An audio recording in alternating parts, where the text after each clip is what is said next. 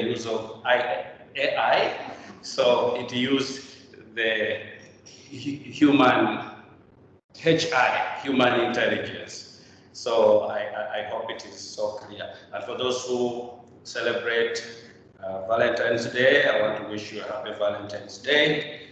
And I want also to say belated happy World Radio Day. The 13th of February of every year has been designated by the UN as World Radio Day. So it's celebrated all over the world.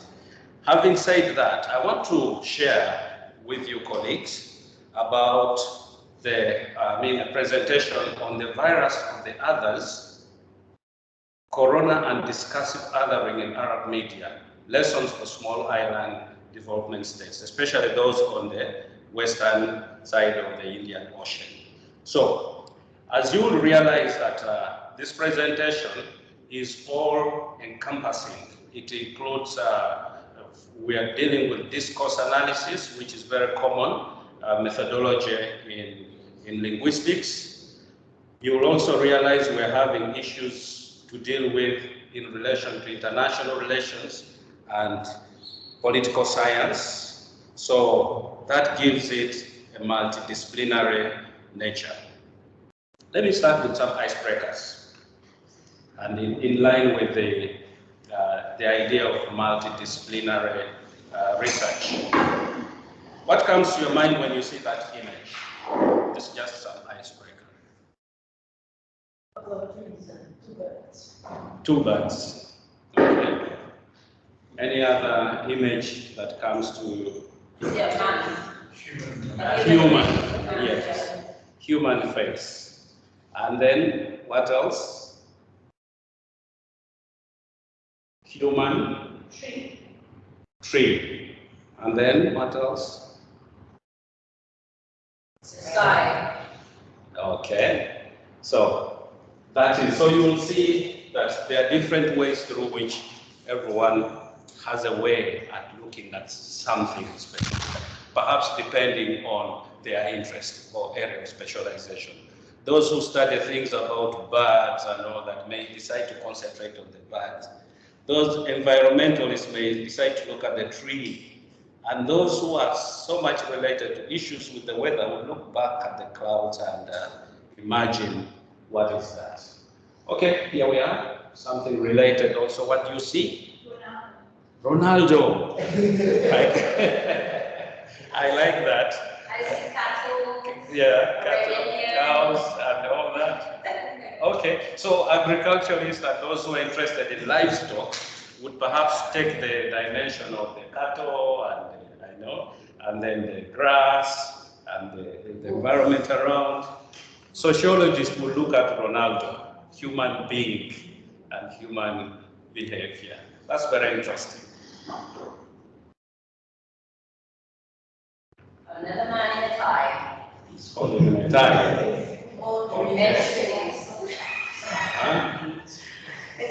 Really? And he's got a badge. A badge. Like maybe he's some sort of major or commander or something, or president. And the sea behind him, and there's a house in his head, like an Eastern Lions. Okay. And there's someone else in his head up there, someone on the right. So from this image, Natalie, what does it tell you? This guy has power. It's a what? This guy has power. Like a tower. A human tower, perhaps. No, power. Power. P-O-W-E-R. Okay. So we look at that. Another guy. Another guy. Yeah. And what is it? Yeah. Yeah. Yes, okay. Perhaps we must be next time. I see some banana trees there. Yes, banana trees and the leaves, banana leaves. What is common around seashore that you can see here? The sea. Sea, okay. Yes. And then finally, a headless man. A headless man. If he's headless, a headless man. I thought you'd say a headless dead man or Usually you do this in the mirror to yourself, or taking your head off. I wouldn't recommend you to slice off your heads. That would be suicidal. This is just to look at self-reflection. We are trying to look at something deeper than the ordinary, deeper than what we see. And this is something that discourse analysis and other research methodologies will always do. For every step you take in research, you must get back and question yourself. Why am I bringing this? Why have I decided to consider this and not the other one? So in other words, if you bring up something, you better back it up, okay? So the human beings, the sociologists, we are studying human behaviors and all that. So my topic that I'm going to present today is on the coronavirus, something that devastated the world some time back. It is exactly 4 years since the peak of corona emergence in 2020. And we have to do it retrospectively and find out, okay, how is this study relevant to today, especially in this part of our life. So we will do an introduction and then we look at theoretical framework, particularly when we are dealing with the discourse of othering in the media. So it's basically qualitative content analysis of discourses and representations of COVID by different countries around the world. So cases of investigation were done in Egypt, Iraq, Oman, and Yemen. Now, these countries form what is called MENA, M-E-N-A. MENA is Middle East and North African countries. So we investigated, our case was based on these 4 countries. And then we used qualitative content analysis, and the results we got was particularly how othering as a concept or a variable manifested itself in different shapes around these countries that we considered. So we looked at Egypt, the othering and the discourse that we analyzed mainly pointed that when the COVID broke out, Egypt was so much into denying their own responsibility and blaming the others for the coronavirus. And then when it came to Iraq, Iraq was being caught in the midst of a US and China battle. So that's when we are looking at US, Iraq supporting China, and China is always, as you know, against the US. So Iraq was embroiled in that battle. Oman mainly emphasized national cohesion. It was about citizenship. It was about our people, our citizens, you know, other than looking at blaming other countries for the cause of COVID-19, as reflected in the content that we analyze. Yemen is at war, apparently, and what we realized about Yemen is that there was constructing, Yemen, the result from Yemen was that they were constructing conspiracies of the enemy other from the different factions that are fighting. So they were being blamed for COVID-19 transmissions. Then we'll have a discussion and we make a conclusion. And from the conclusion, we will see what lessons do we learn from this, especially in SEADS, small island development countries on the western part of the Indian Ocean. Now, I want to say that dealing with discourse analysis or content analysis, you deal with a lot of literature, but I want to let you know that I'm not going to, my slides are a bit crowded, but I'm not reading each and everything, but I'll just summarize it for the sake of time to give you an idea of what it's all about. Because in order for us to understand the concepts, we need to build a background and an introduction to the concept that we are trying to use in understanding this case that we are analyzing. So a pandemic is by its nature a transitional phenomena. It does not stop at land borders drawn by humans. It affects humanity as a whole, not only a particular group. It could thus stimulate global solidarity and empathy.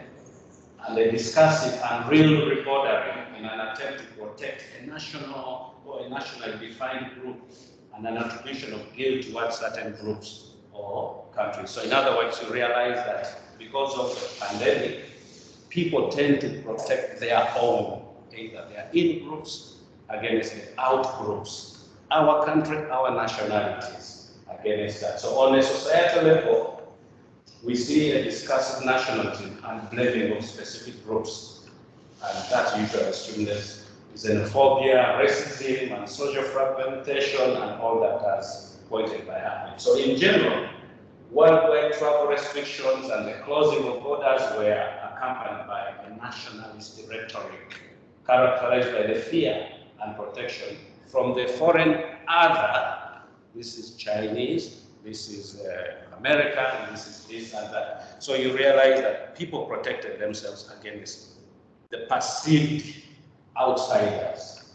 Now, our area of interest was mainly the media, okay, although other areas came in. So mass media play an important role in constructing the other and reinforcing discourses of othering.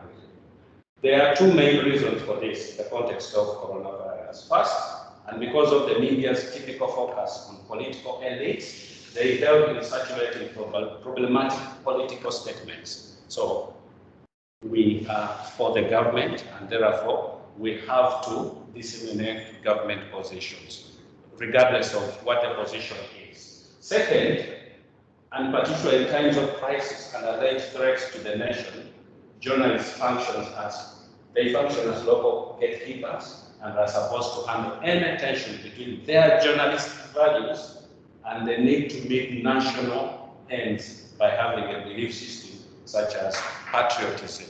And of those who followed the US-Iraq war then can understand what I mean, that it's either you are for us or against us. So that kind of thing comes in amongst the journalists.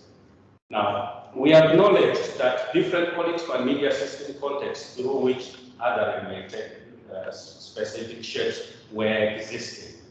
COVID-19 provided many regimes in the MENA region with a justification to restrict critical media and investigate reporting against the pretext of saving the public from false information spread by the media. So most media in the MENA region, which is Middle East and North Africa, they have never been as independent from regime influences as would be wished from a libertarian point of view. Libertarian is free press, where the media is allowed to practice their trade without an interference with the government. In fact, media have often been actively instrumentalized to reinforce the regime's official discourse. So, even media that are not in the hands of the incumbents are often considered loyalists. So you find that the owner of the media are friends to the government. So whatever the government wants will have to be passed through the media. Otherwise, they will not want to cut off the hands that feed them. So, looking at the media discourse not only helps us to understand how,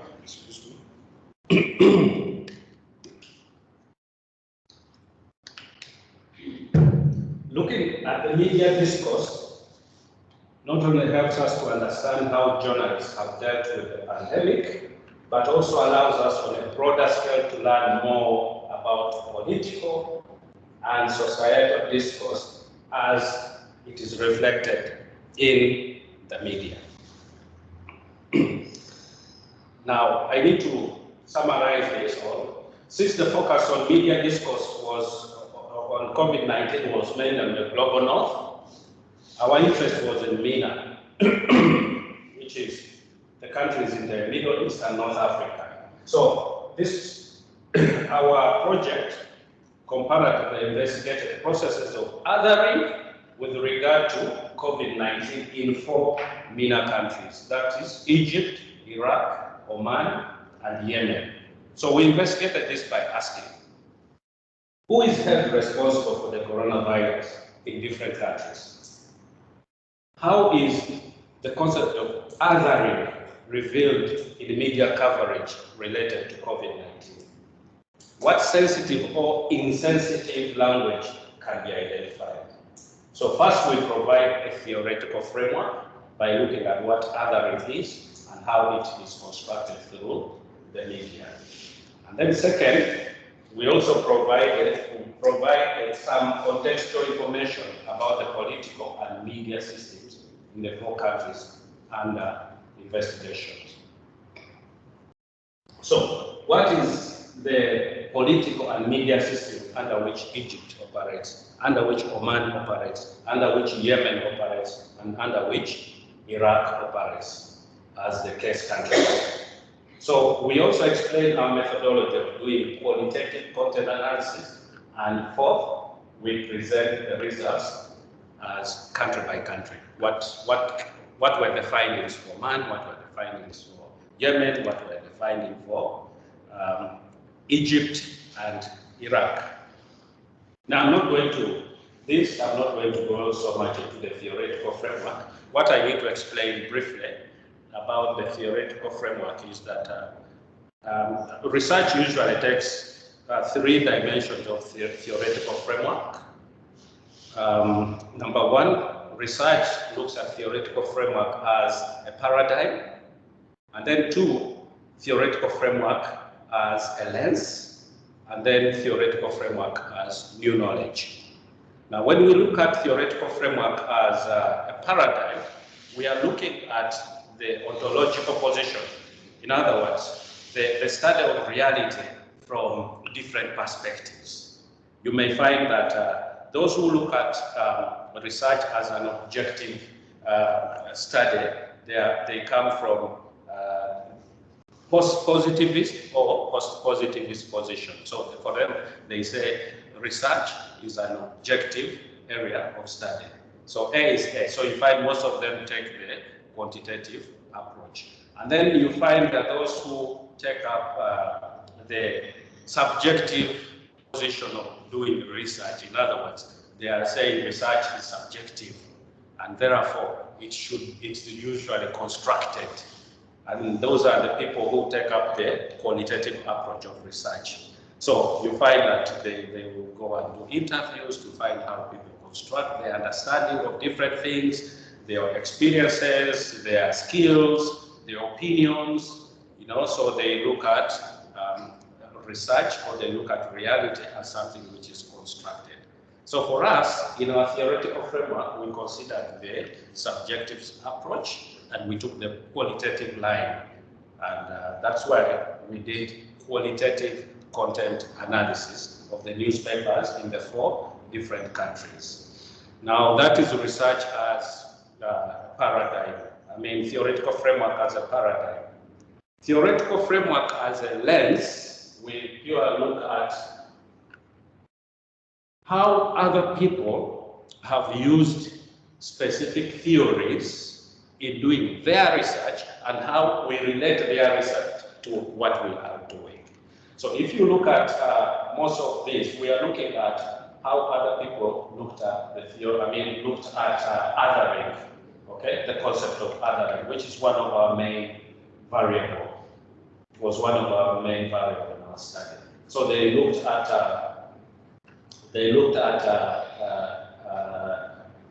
they continue to look at how reality is constructed, but after they carried out some studies, they came up with some findings, the way they look at othering. So for us, we looked at what does Edward Said in his book say about othering? How about the German philosopher Hegel and Spivak, Said? What do they say? And all this. So we are looking at the way they looked at othering, and what can we draw from them that we can also apply in our study. So in other words, we look at othering as referring to the fact that power relations can be discussively constructed and reinforced. So Jensen, for instance, for him, he said discursive processes identifies othering as a discursive process by which powerful groups, which may or may not make up a numerical majority, define subordinate groups into existence in a reductionist way, which ascribe problematic and inferior characteristics. So we are trying to look at, it's about divisionism in society, the superior versus the inferior, the outsider versus the insider. Whereas Lister says it's a process of differentiation and demarcation by which the line is drawn between us and them, and through which social distance is established. So these are some of the way they looked at other. So the media are part and parcel of this process of differentiation and demarcation. So typically, media use stereotypes to reduce the complexity of the world in its coverage. Stereotypes are used to attribute certain characteristics to groups or people, which ultimately creates in-groups and out-groups. Again, you can see Lippmann, you can look at how they consider othering. They're looking at it as consequence of stereotyping is often the devaluation of the out-group within the overestimation of the in-group, and all that. So the media's impact, where our focus was in other, may also be stronger during times of perceived crisis. So media becomes an important source of information during times of crisis. While this finding may not be representative of the region as a whole, that is MENA, we can conclude that it is important to look at the media discourse to get an impression of what shapes public opinion regarding processes of othering. Process of othering in the media are often characterized by stereotypical attributions such as own, alien, good, bad, morally superior, inferior, that ultimately create an us versus them logic. So in bond of belonging, the bond of belonging that is discussed and created in such a manner may refer to variety of input, such as a certain political group, as we shall see in the case of Yemen, or religious, current, or class, race, or ethnicity. So we will look at that. So othering is an essential part of nationalism because the formation of a national identity requires the demarcation of other through the self-attribution of certain values and drawing borders. Now, we very well know that when COVID came in, people started, we closed the border, ports of entry and ports of entry, exit should be closed and all that. So that drives to this theoretical framework where identities begin to come in because it is our country, it is our people, it is our citizen, and therefore nationalism and blaming and shelling of the out-groups have to come in. We also saw commonly anti-Chinese and the nationalist rhetoric that was shaped by the US discourse, and it also built into the public opinion in the MENA region. You very well remember the former president, Donald Trump, saying that he used to call it the Chinese virus. And at one time he made a joke and he started calling it the Kung Flu, not the Kung Fu, but the Kung Flu. So you can imagine such a language, and it was widely covered in the media, including in the MENA region. So at the time, China was seen as the dangerous other. There was a study which came out that 95.1% considered traveling to China a risk, and 47.2% even considered Chinese goods as a source of exposure to the virus. Now you can see how the separation othering also in nationalism, and it goes beyond to the product of where other people come from, for instance, China and their goods being blocked. So blaming a national other became mainstream and has continued as such under the observation of BBI. So finally, in the theoretical framework, we say that this theoretical framework helps us to look at the cases that we handled from the lens of these people who studied and covered othering from different contexts. But there are some relevance, not all, that we felt would be helping us in trying to understand the othering during COVID. So, the cases of investigation.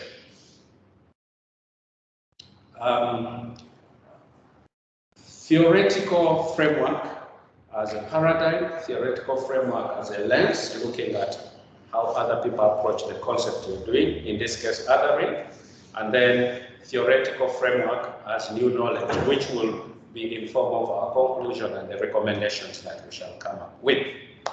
Now, in order to understand the specific results for each country, it was important to learn more about the general political approach of the country, which we assumed would shape decision-making processes and discourses during the pandemic, the degree of freedom and government control in the media system, the respective situation regarding COVID and measures discussed and taken during the spring of 2019. So let's look at Egypt. Since 2013, Egypt has been ruled by a military regime under former elected President Abdel Fattah el-Sisi. Egypt has returned to hard authoritarian rule after an interrupted transition. So with authoritarian rule, clearly the media does not have the freedom to practice. The regime is known for its heavy grip on the media, limiting oppositional and independent media to a minimum. Only the press is there a bit of a variety of ownership, models and opinions to be detected. While the broadcasting media is in the hands of loyalists, like I mentioned earlier on, people who are friendly to the regime, business people who are friendly to the regime, and those are the ones I refer to as they cannot cut off the hand that feeds them. So in Egypt, the first coronavirus was reported on February 14th, exactly 4 years today, in the Cairo airport in relation to a tourist from Asia. Now you see, it's very categorical from Asia, a tourist from Asia. During March and early April, according to Jeff, the regime downplayed the crisis and even sent 2 plane loads of health supplies to the then strongly hit Italy. Italy was very much hit by the COVID, so Egypt was supporting Italy. So even after many countries reported that tourists who had traveled to Egypt had been tested positive for the coronavirus, Egyptian officials continued to downplay the pandemic in Egypt and only referred to foreign nationals and tourists as being infected. Only after 2 generals died of COVID-19 did the government start to act, and schools and universities as well as mosques were closed. That was now in April. In early April, not more than 2,000 cases in a country of 100 million inhabitants were officially reported. A peak would only be reached with more than 40,000 cases in June, according to Johns Hopkins Coronavirus Resource Center. Now that was Egypt, denial and downplaying. Now, Iraq. Since 2003, Iraq has been a federal republic in which elections play a significant role in the distribution of power. The country is characterized by strong confessional and ethnicity-based parties, with the different Shiite, Sunni, and Kurdish parties struggling for power. The beginning of the coronavirus epidemic in Iraq coincided with a period of political instability after the resignation of the former government. The various parties were busy choosing candidates for the prime minister, and the media was busy covering this political struggle. The media system itself is characterized by strong political parallelism, with most of the media aligned with one or the other political party. However, there is a small number of media still in the hands of the government. Several media outlets are also in the hands of private entrepreneurs, thus making the Iraqi media system comparatively diverse. So in Iraq, COVID-19 was first detected on February 24th. So you can see the case countries, different timings. So the confirmed cases remain rather low, with 2,480 cases and 102 deaths reported. But neighboring Iran, at that time, as you may all remember, Iran was in the spotlight for having the highest number of coronavirus-related deaths outside of China. It was almost closer to China. The Iraqi government officially closed its borders to Iran. The Iraqi government closed its border to Iran. Iraq, us versus others. Okay? So the central government imposed several measures, including partial or local lockdowns after mid-March. This also affected the work of media. Many newspapers have been appearing only irregularly since then. Nevertheless, the number of cases kept rising and rising. So according to Johns Hopkins Coronavirus Center, the peak of coronavirus infections only hit Iraq in September 2020, with more than 120 new cases per month in a country of 40 million people. Now, Oman, on the other hand, I specifically handled the case for Oman. Oman is a unitary absolute monarch ruled by the Sultan, Haytham bin Tariq, who succeeded his cousin, who had ruled Oman for almost 50 years as of January 2020. Through its petroleum and gas reserves, it has created wealth that is being carefully distributed among the citizens. Due to late modernization and a limited indigenous workforce, like many other Gulf countries, it heavily relies on guest workers from abroad. Around 42% of the population are expatriates, mainly coming from India, Pakistan, Bangladesh, and the Philippines. The media are considered part of the modernization plan for the country and are supposed to follow a conflict-avoiding political line, even though many media outlets are not directly owned by the government. Again, they are what we term as loyalists, loyalist media. They toe the government line. Now, the government considers it extremely important not to offend any of its international partners, mainly for economic reasons. And Oman had its first COVID-19 case reported on February 24th, when 2 of its citizens returned from Iran. Starting in mid-April, the government imposed a number of lockdowns. In March, cruise ships were not allowed to dock in Oman, and schools and universities went to online teaching. However, the number of infected kept steadily rising until reaching a peak in July, with around 40,000 newly infected in a country of roughly 5 million inhabitants. It was reported that in the early stages of the pandemic, the expat community was disproportionately affected by the virus, while the ratio changed later. As we shall see from the findings, you will notice that Oman had this. It is about our citizens and the residents. Now, Yemen. Yemen has been embroiled in a devastating war since 2015. It started with violent conflicts between the Houthi movement that conquered the northern part of Yemen, including the capital Sana'a. The internationally recognized government under President Abdul Mansur Hadi finally fled to exile to Saudi Arabia. So a Saudi-led coalition, including the UAE, has since launched airstrikes and sent troops to reconquer northern Yemen. Meanwhile, another anti-Houthi transitional council was installed in the southern city of Aden. Due to the war, in the spring of 2020, 24 million people required humanitarian assistance out of the 30 million. The de facto authorities in Sana'a and Aden banned international flights to prevent the spread of the virus. But this also affected the possibility of receiving help from international humanitarian organizations. So clearly the case for Yemen was looked at as fueled by the conflict and then the COVID crisis. So confirmed cases were not more than 3,000 by the end of 2020, which is most likely related to a very low testing rate at that time. By April, the first infection was reported in the south.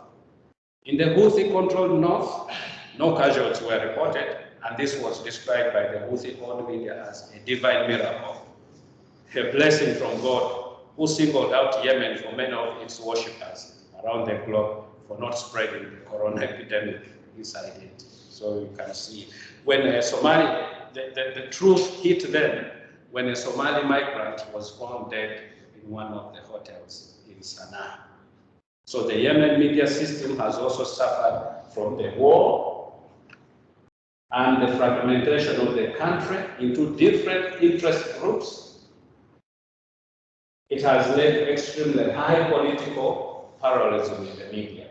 So the two main conflict actors, the Houthis and the exiled government in Saudi Arabia, operate their own media, while other conflict actors such as the Muslim Brotherhood or the Southern Transitional Council in Eden also use media as instruments to disseminate their respective propaganda. Now, like I said, I've looked at the country, the political and media system of the case country. And now the method we used, in our study, we were interested in answering the following questions. Number one, are others held responsible for the coronavirus in the countries under study? What are those others, in quotes? Which forms and manifestations of othering can be detected in the media discourse? What language and terminologies are being used that stimulate xenophobic and nationalistic feelings? To answer this question, we conducted a qualitative content analysis of newspapers, that is in print, and or their respective online versions. You remember during COVID, most newspaper companies or organizations went online because it was saying that it was risky to print and people share and all that. Most of them moved online. With regard to qualitative content analysis, we refer to Kukats, who have suggested as a first step an in-depth reading of the material we read, as he suggested, an initial coding of relevant phrases that pertain to the research questions, which can be seen as an abstract, deductive categories. So in other words, in the inaugural presentation, Dr. Hall mentioned about deductive and inductive. That means we used a lot of we collected many newspapers and we read them from the content. We deduced those that were fitting in our research questions. So they became very, very relevant for further analysis. So in the second step, the initial codes were reviewed, systemized, and summarized so as to find distinct patterns of argumentation that can be related to the three categories. What are the three categories? Who is held responsible? Forms of othering and language used in the media. At the same time, this method is not meant to employ rigid categories, but leaves room for the identification of specific arguments and statements that may emerge outside our research questions as intervening variables. So the time period, we used the 2 months during which COVID first hit the respective countries, and the virus could still be seen as an external threat. That's why we consider that period when the crisis has hit and people are responding. So we're interested in how are people responding in terms of othering and the discourses in the media content. So we opted in 3 cases for March and April.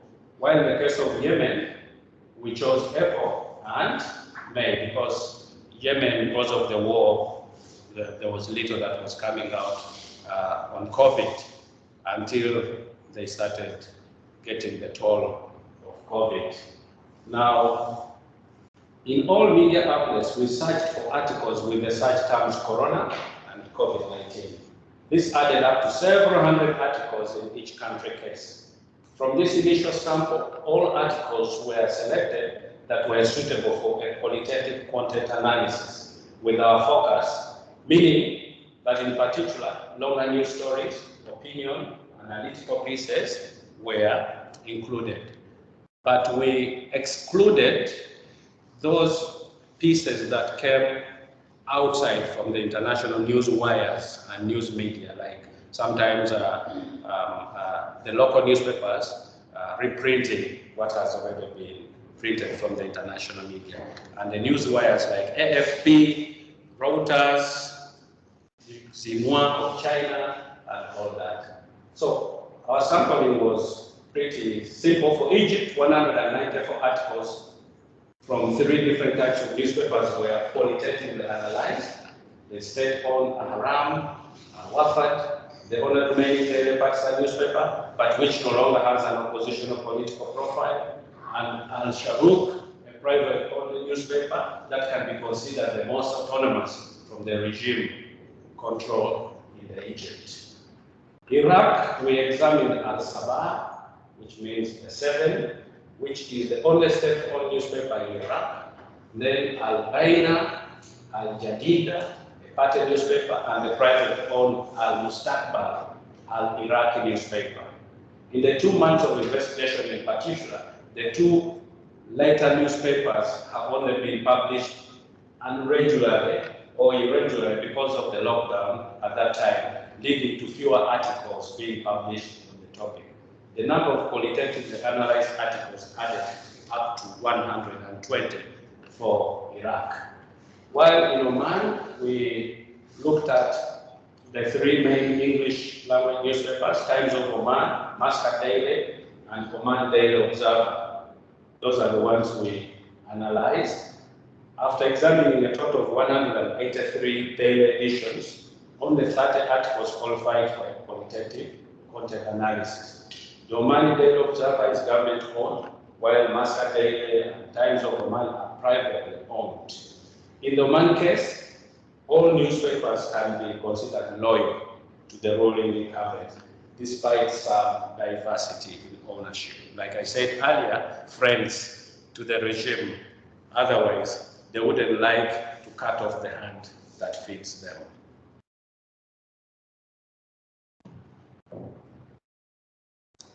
Yemen, we included 161 articles in the qualitative analysis. The sample was selected from the online platforms of 3 strongly partisan newspapers representing the major oppositional players in Yemen. So these were the newspapers, Al-Thawra, Riyadh Version, Al-Sahwa, and all that. What were the results? We found out that in Egypt, there was so much denying of one's own responsibility and blaming the others.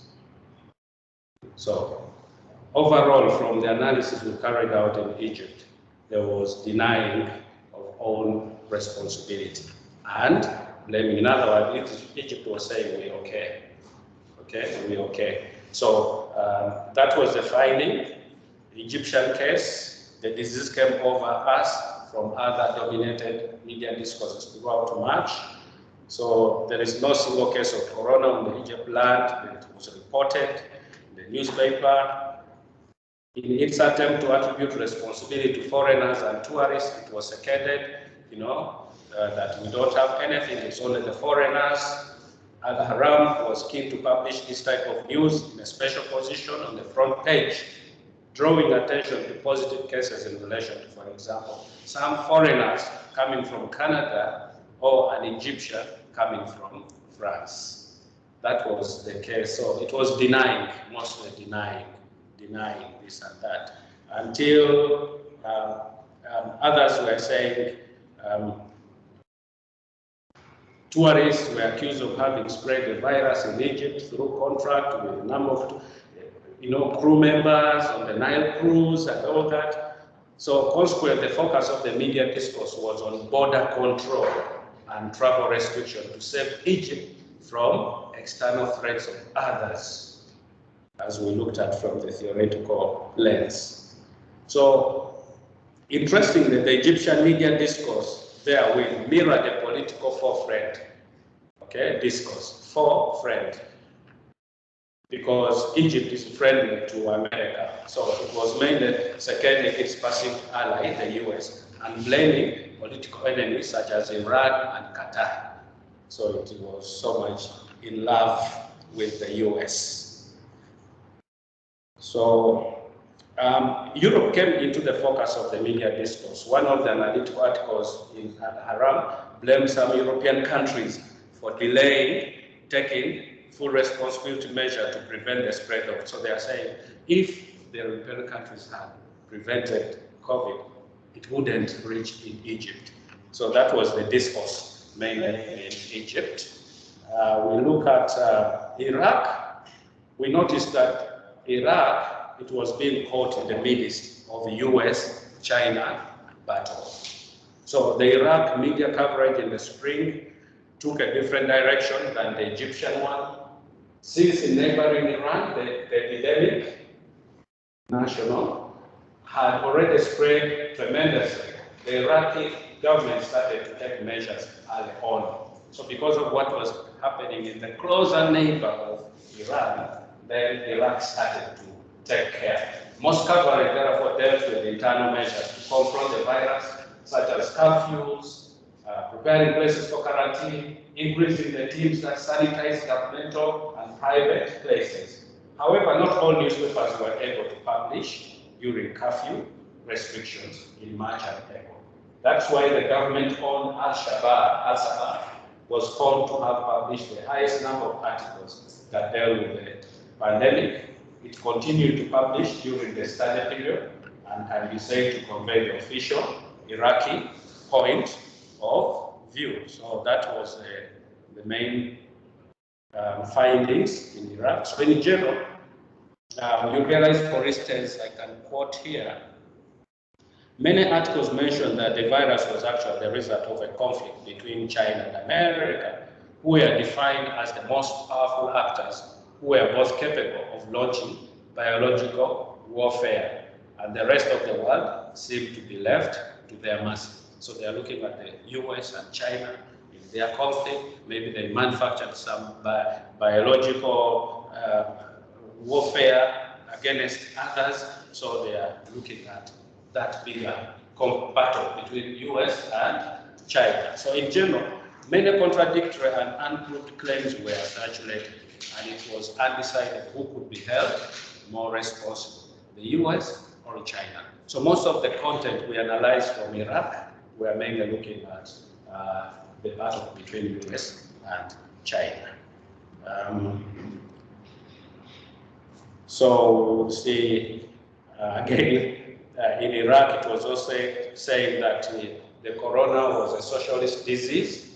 So that China was a socialist country and therefore created corona, and in turn it wanted the world to come together in solidarity as a socialist world to fight corona. So it was promoting their ideology.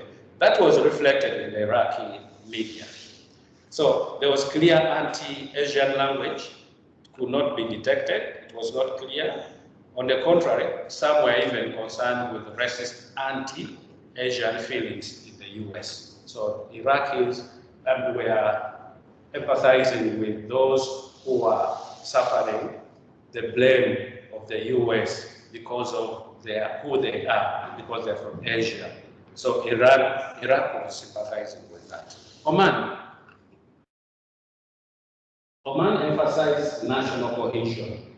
In Oman, all the investigated newspapers sourced their news from the government and its agencies, such as the Supreme Committee, mandated to oversee the control of the spread of the pandemic, and the Ministry of Health, thus reflecting in the official state discourse. So there were no investigative stories on COVID-19 conducted by the journalists of the newspapers under review. Unlike other international Arab media, the newspapers in Oman did not publish any article in which the authorities blamed any country, nationality, or race for the spread of the coronavirus. The Omani media thus reflected the careful management of the country's international relations and its main goal not to offend anyone. Oman felt obliged to take its own measures and suspended flights to Europe, namely Italy, France, Germany, Turkey, and Spain and Iran. So it felt that that is one of the measures, just suspend flight, don't blame anyone, and all that.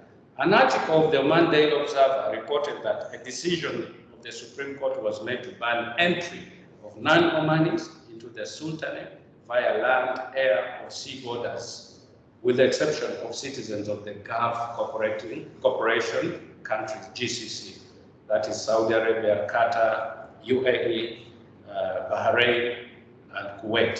For them, they were allowed, others were not allowed. Again, when you go back to our theoretical framework, you can see the othering coming clearly here. So in this context of border control, othering was obvious in the constant distinction of Omani versus non-Omani citizens in the official and the media discourse. People coming from other countries were specifically identified by their nationalities and countries of origin. What is even more important in Oman case is that the population was also separated into two different groups in terms of wording.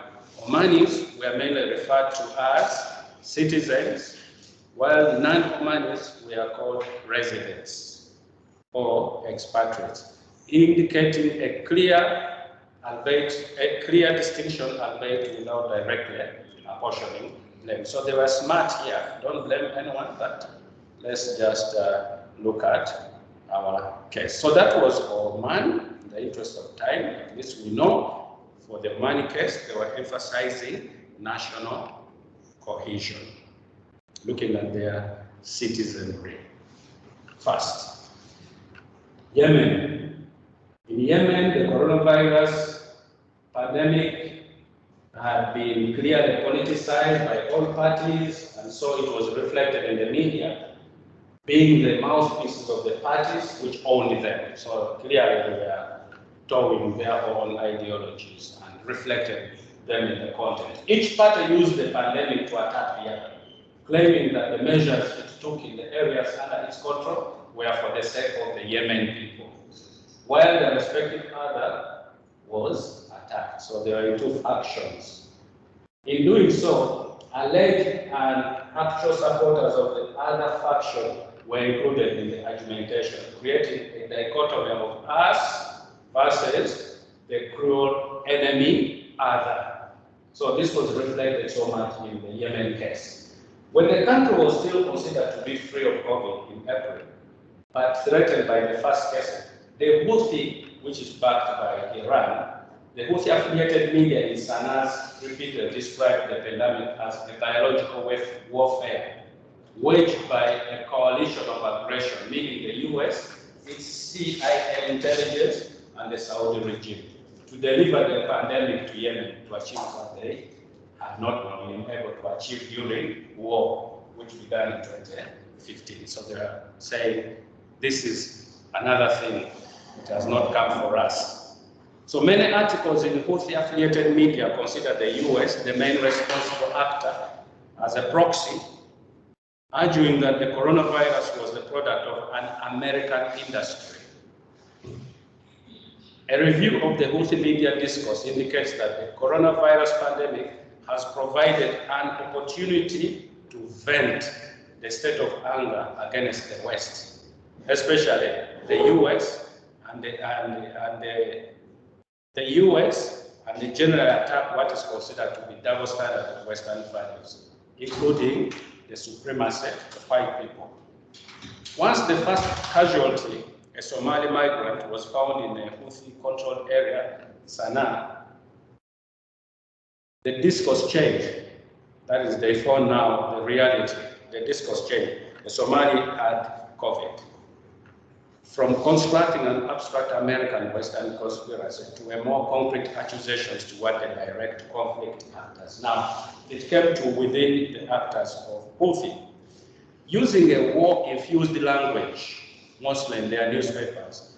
The Houthi-affiliated media accused Saudi Arabia and the UAE as the countries of aggression of purposefully and systematically planting the virus in Yemen through coronavirus, through continuous air flights that allegedly transported mercenaries infected with the virus.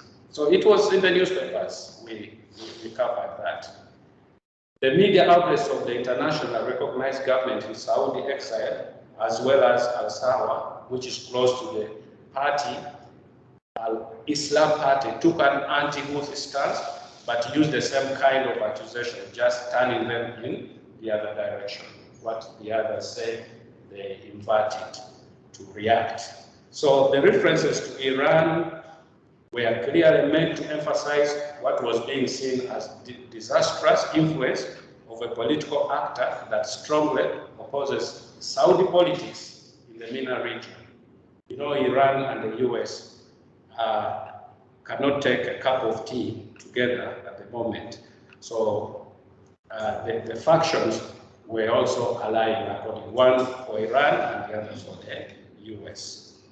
For example, they were saying that this is politics and it has nothing to do with the pandemic, and therefore they were saying the government in Yemen are using war to, they are militaristic in fighting COVID. For example, they are killing those whom they found to be they're positive with the coronavirus. So in the hospitals, they will show gruesome images of people into hospitals and how they're being treated. They say they don't care about them, and they are blocking medication and humanitarian support. So it brought again more humanitarian suffering in addition to the COVID crisis. So discussions, briefly, these are the cases we found out in Egypt, Iraq, Oman, and Yemen.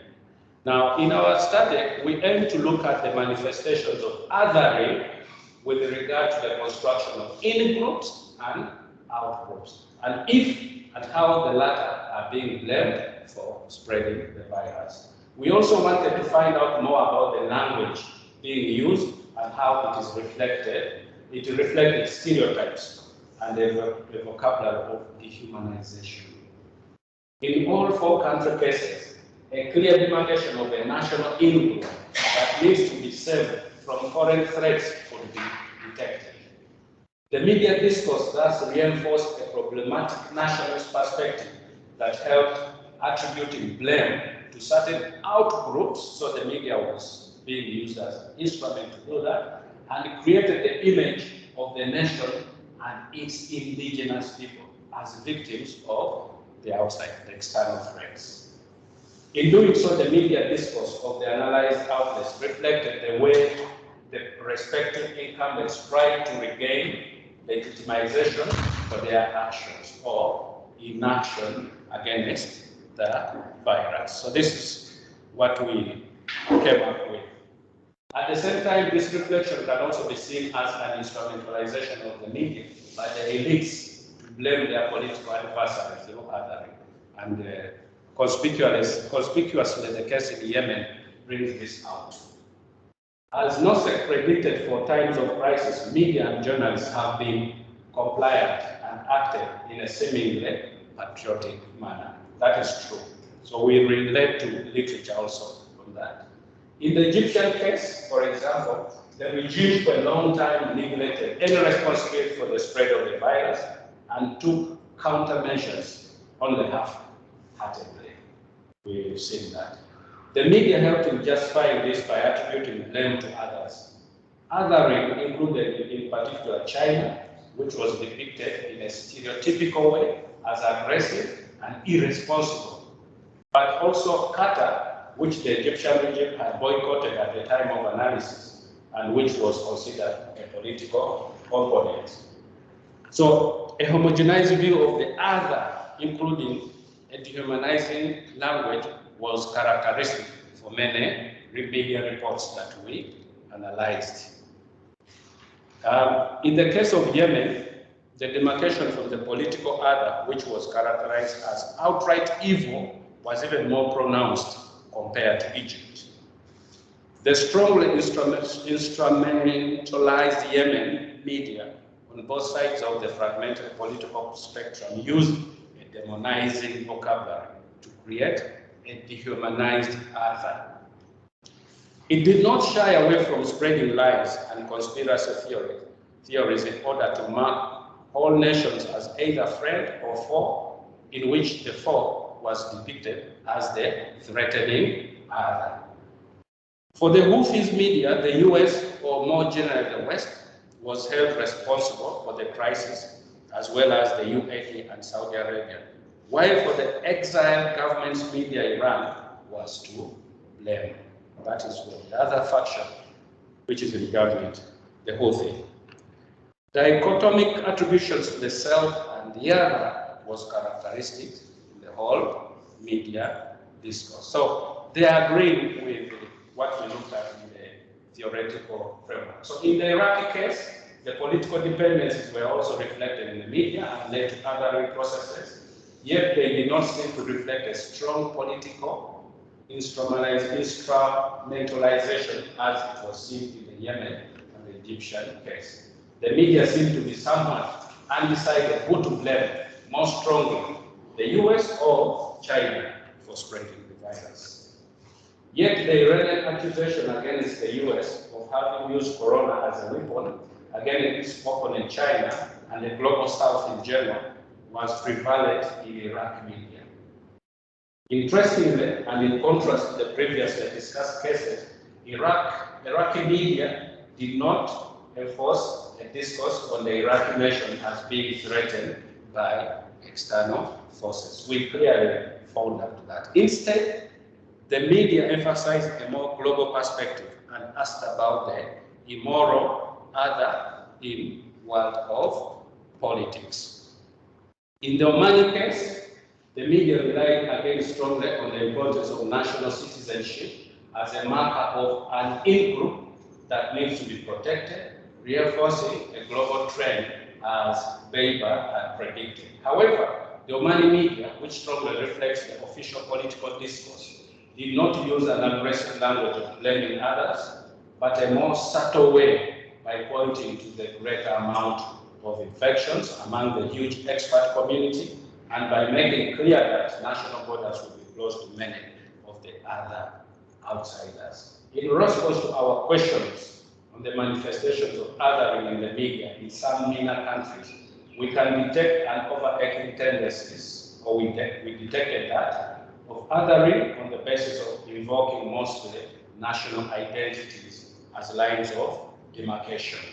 In those cases, which the identity of the nation state was jeopardized by internal fragmentation, such as in Yemen or Iraq, sometimes southern alliances were constructed and put in place against the West, in particular the US.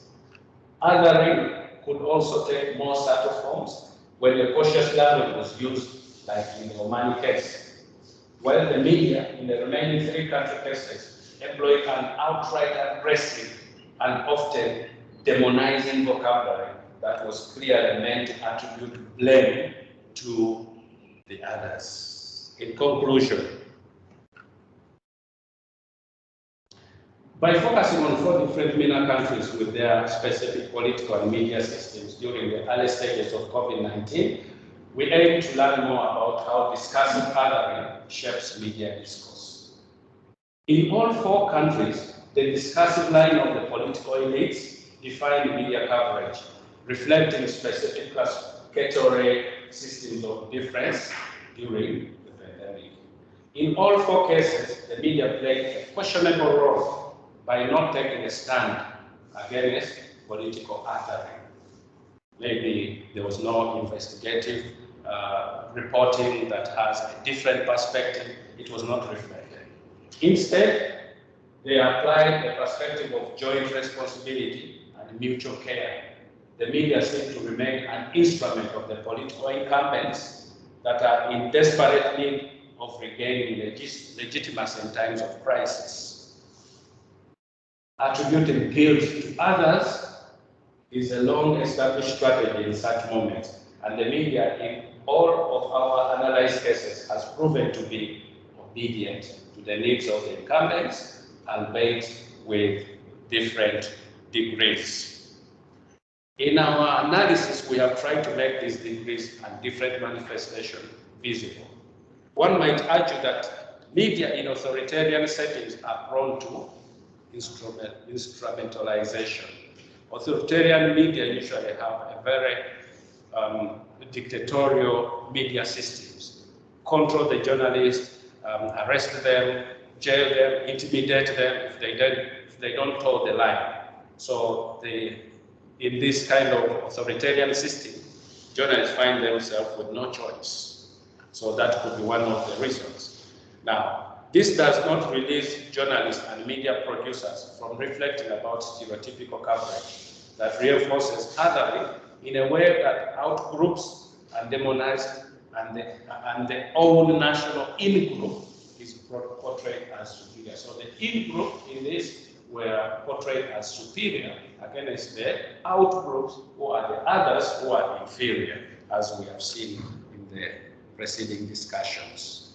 Now, transnational mobility, social cohesion, and international policy making can be strongly affected by problematic images of the other and their incorporation in public opinion. More research on how othering and national stereotypical is being carried out in Arab countries' media can help us to detect consistent patterns in media coverage and to develop strategies of how to challenge them through training of journalists and media literacy campaigns. Now, in our title, we looked at this and we are saying, what are the lessons for small island development states?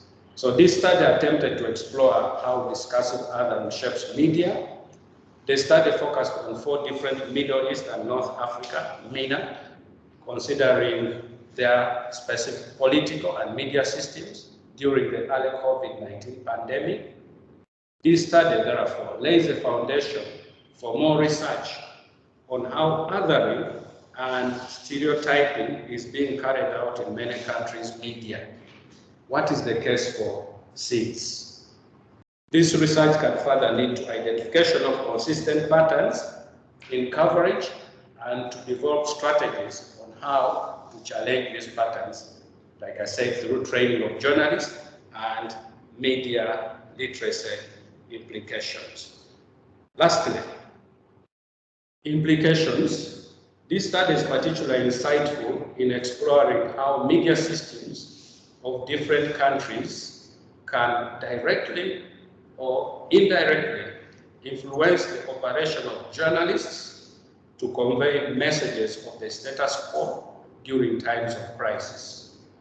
Themes such as nationalism, stereotyping, othering, discrimination as expressed in journalistic outputs are clearly brought out in this research. In other words, there is still more to find out in other countries as case studies. That was the case for the Middle East. What would be the case for small island developing countries in case of, God forbid, another COVID comes in or another major global crisis comes in? How will they react? Would we be seeing this othering? Would we be seeing this discourses, stereotyping that we have seen in those countries that we did the study on Corona? I thank you so much for listening to me.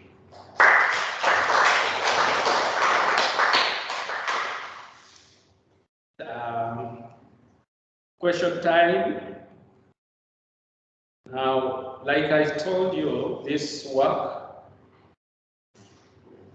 earlier on I shared with you, we did this as a project under our association called AreaCo, the Arab European Association for Media and Communication Researchers, and Dr. Carolyn Recher was the lead researcher. She's a professor for international communication at Free University in Berlin, Germany. And in her research, she focuses on media systems and communication cultures in the MENA region, foreign news coverage, media and migration, as well as public diplomacy. She is the co-founder of AREACO, the Arab European Association of Media and Communication Researchers, and director of the Center for Media and Information Literacy at Free University in Berlin, Germany. Dr.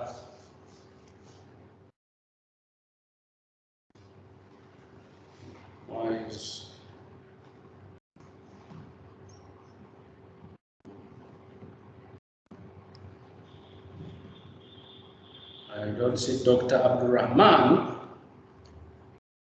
The slide is not showing. Okay, the second researcher was Dr. Abdurrahman Al-Shami. He is Associate Professor of Broadcast Journalism at Qatar University. In his research, he focuses on new media and social change, as well as on satellite channels. He's the co-founder of AREACO, and he's also a member of the Arab-US Association of Communication Educators. We also had Sahar Khalifa as part of the team that came up with this project. She's a university professor at the College of Information Al-Iraqiyya, University of Baghdad in Iraq. Her research interests include digital media education, investigative journalism, and propaganda. She's the vice chairperson of Al-Basra Society for Media Research and Development, and a member of AREACO. And we also had Sohail Osman, Associate Professor of Journalism at the Department of Mass Communication at Cairo University, and head of the Journalism Department at Ahram Canadian University, Egypt. She's an expert in journalism studies and political communication. We also had Samuel Mundua. Samuel Mundua works for or with UNICEF, University of Seychelles, and is a lecturer of journalism. Thank you very much.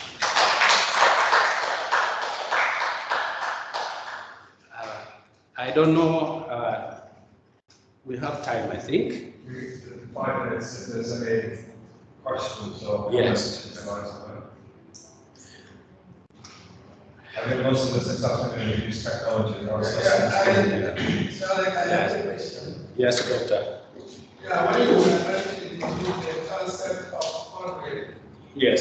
I was thinking whether it's policy driven in those countries, or is it something cultural, the way they govern you? Because the people might have that individual tendency of trying to portray the kind of belief in our themselves or others. Yeah. From what you have done, is it policy driven in your policy that they should project such a kind of perspective, or is it something cultural that way? Yes. Okay. Thank you. I have another question. Okay. My second question Yes. is in your methodology, the exclusion criteria. Yes. When you excluded foreign media Yeah. or business, you did not provide a rationale for Exclusion. yes. Why? How? Is it based on their content, or is it because they are foreign? Okay. I'll start with the first one.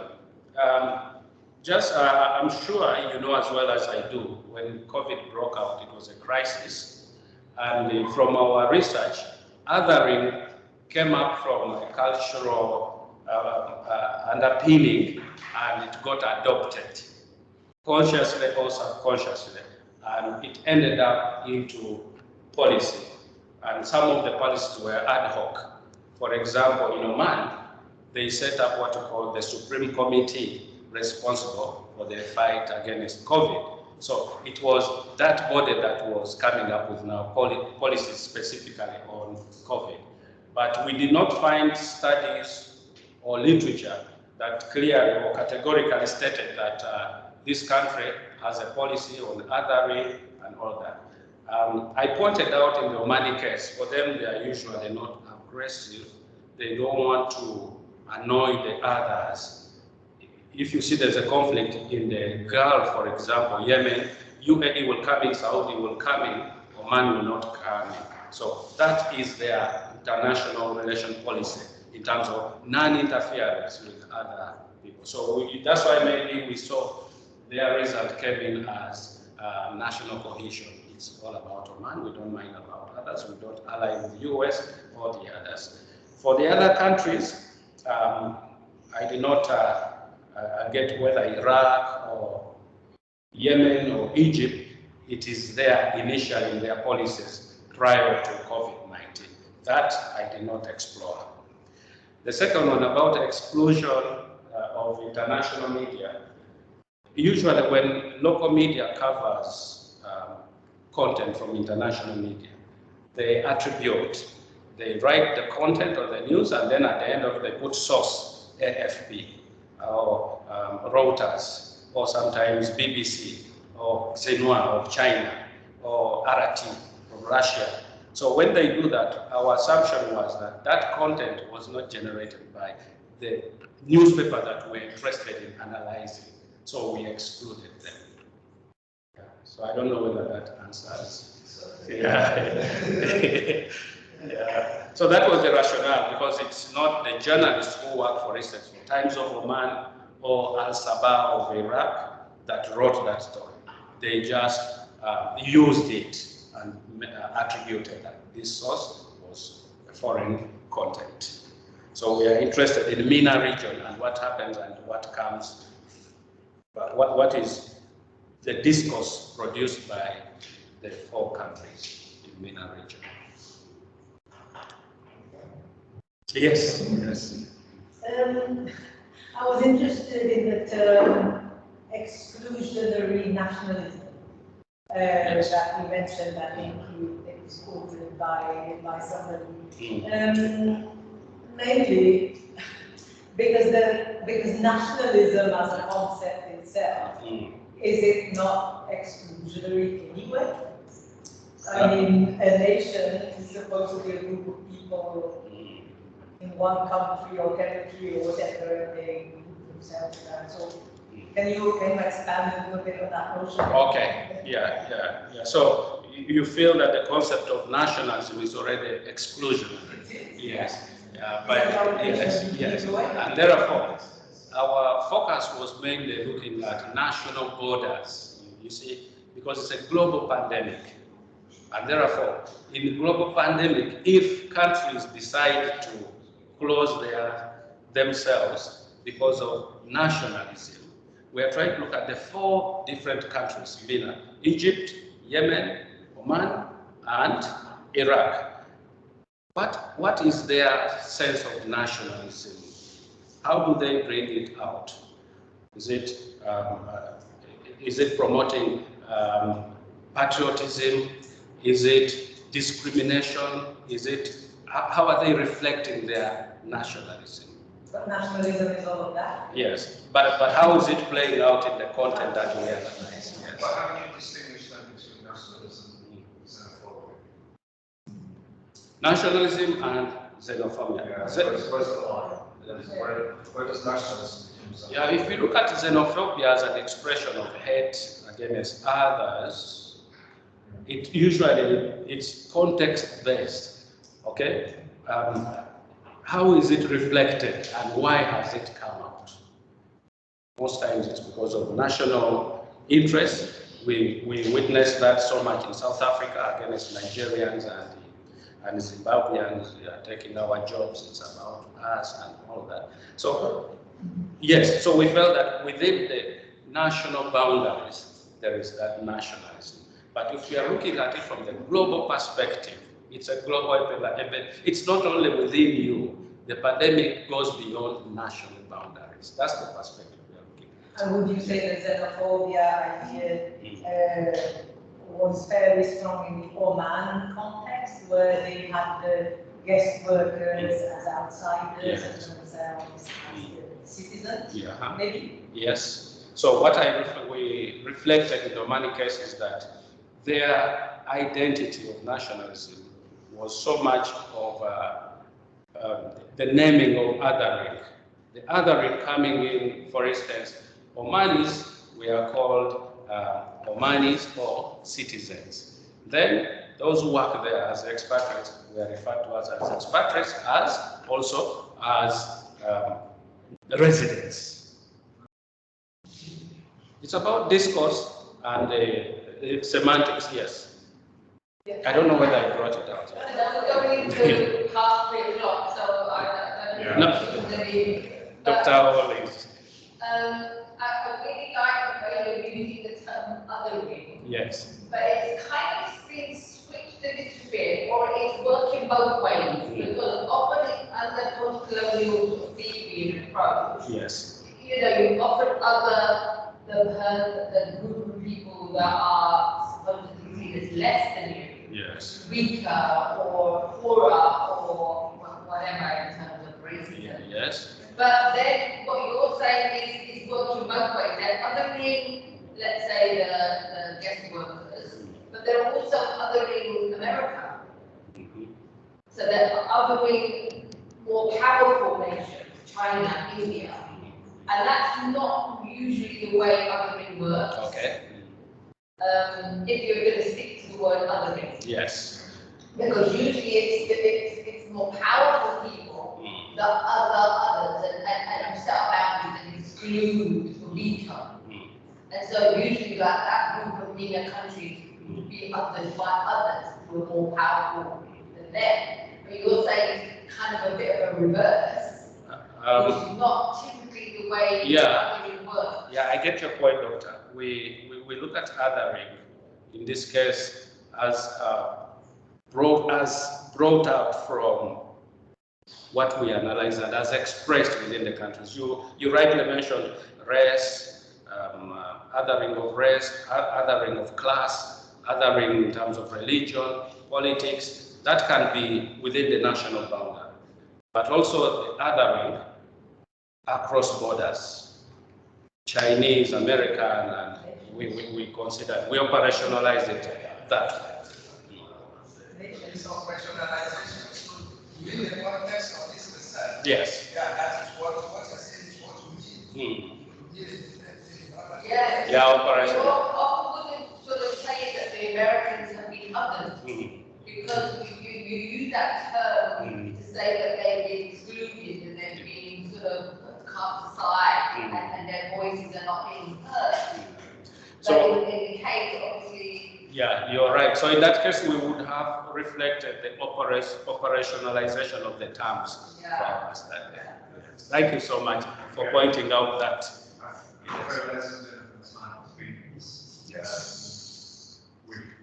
We still have a little bit of time as well. I particularly like listening to you in the car when you're working on freeze. Yes, it follows you of the car. That's the goodness about technology. I want to thank you very much for a really interesting one. I think everybody will agree with me. There are a lot more questions coming out of this research, lines of inquiry as well. Congratulations on a wonderful piece of research. Thank you, colleagues, for giving up your time. I think the scores on the doors is 24 participants, which is not bad, which is really good as well. Thank you. Thank you so much. Thank you so much. Thank you so much.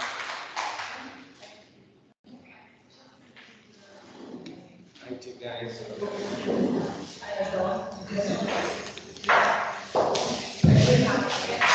Thank you so much for coming.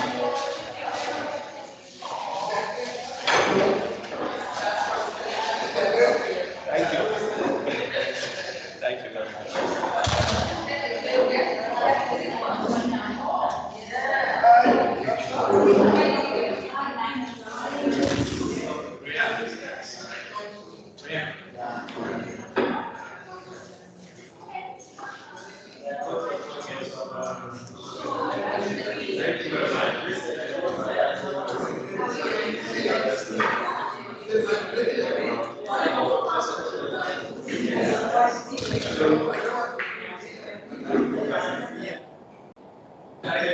Yeah.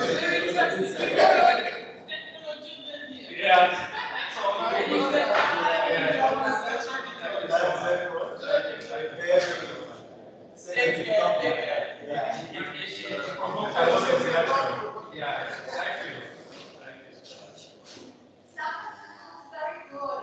Really?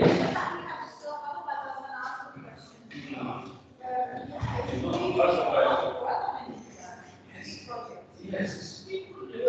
All countries and different areas. That's and also linguistics. This I would love this project. That's absolutely lovely. My question was not going to be about the actual discourse analysis or the actual research. It was just out of curiosity. I was wondering whether, the modeling that had been created by this whole exercise in the history of countries, whether that impacted on the vaccine diplomacy that happened in the second half of 2020, when countries were fighting to try and get some access to vaccines. In China was delivering on the Sinopharm and Sino-Lebanon, and then Russia. So did they eventually, because if people were biased against, if people were biased against China, did they would get the Chinese vaccine? That was my question. How did that influence people against the vaccine diplomacy that China then launched after March to May? So, but yeah, so my question is not very direct to the vaccine diplomacy. Yeah. We need to stop this. I'm switching this off and switching out too. I thought I would take up because there's a lot of content, so I thought I would I'm just trying to switch this off actually. Okay, maybe it's off now. Yeah. maybe this one, maybe the other remote control for the Epson. Oh yeah, maybe this one instead. Yeah, that's good. I'll take the remote. I think there's one remote control too many. So this ICT need to come and take the. Yes, if you just let them know on the way there, but wonderful. Yeah, really, I like the way. Short notice. Yeah, short notice. Remember that I saw people not responding, then I said, No, really? Really, honestly. I love the region because I grew up in Yes. So for me it was like this, I think it was for everybody as well, because anything to do with using methodology, you explain the methodology, and you explain that how it works, the positivism, post-positivism. Yes. So you get some theoretical groundwork that is helpful for all PhDs and Yes. masters or I think from an academic point of view, success. Yes. Every point of view is very good success. So yeah. Thank you. Yeah, you are. Who's the people are following online campaign? Yeah, there's more than 20 copies online. Online, 24. That's a big number. It is, well done. Plus those who are physically. So this is for IT. Yes, I can just log in. Okay, so I'm leaving. Can I leave? Yes. Okay. Thank you.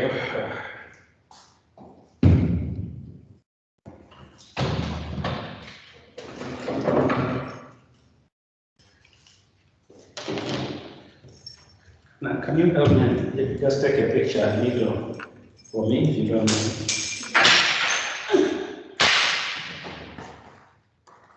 So that's all.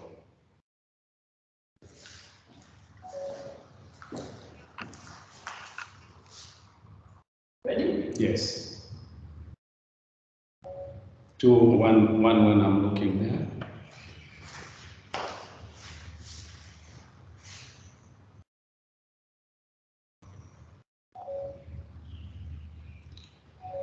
Is this part of it? We covered this?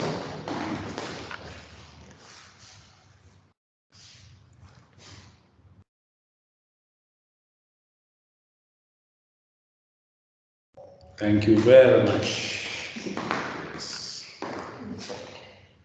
Yes, this is good. This is very good. You're a very good photographer. Yeah, thank you. Yeah.